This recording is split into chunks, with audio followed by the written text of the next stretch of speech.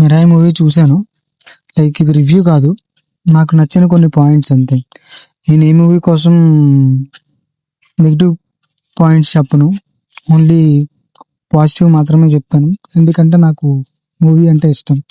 Like నేను మిరాయికి వెళ్ళింది ఒక పాయింట్ ఆఫ్ వ్యూలో, లైక్ శ్రీరాముడి రిఫరెన్స్ ఉందని. సో దాని గురించి లాస్ట్లో చెప్తా. Coming to the movie, the peak point ఏంటంటే 50 crores బడ్జెట్లో ఆ రేంజ్ విఎఫ్ఎక్స్ అవ్వడం చాలా గ్రేట్. అసలు అలా ఎలా చేశారో కూడా తెలియట్లేదు. ఎక్సలెంట్ గ్రాఫిక్స్ ఎక్కడంటే, సంపత్తి అనే పక్షి ఉంటుంది. ఆ పక్షి ఒక 2 times వస్తుంది. 2 times మీకు గూస్ బంప్స్ గ్యారంటీ.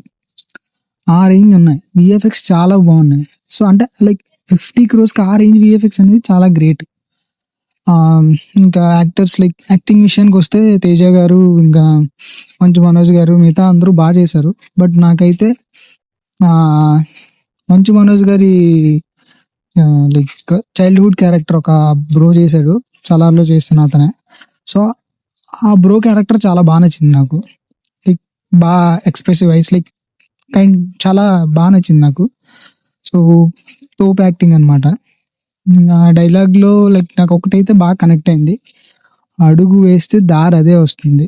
సో అది కొంచెం బాగా కనెక్ట్ అయింది నాకు డైలాగ్.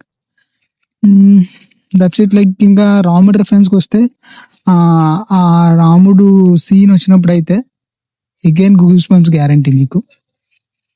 బట్ ద థింగ్ ఏంటంటే, ఇది థియేటికల్ ఎక్స్పీరియన్స్ అంతే. సో అంటే లైక్ థియేటర్లోనే చూడండి. థియేటర్లో చూస్తేనే మీకు ఆ గూస్ బంప్స్ వస్తాయి. So watch it in theatres. Thank you. If ఏదైనా తప్పు చెప్పుంటే క్షమించండి. బాయ్.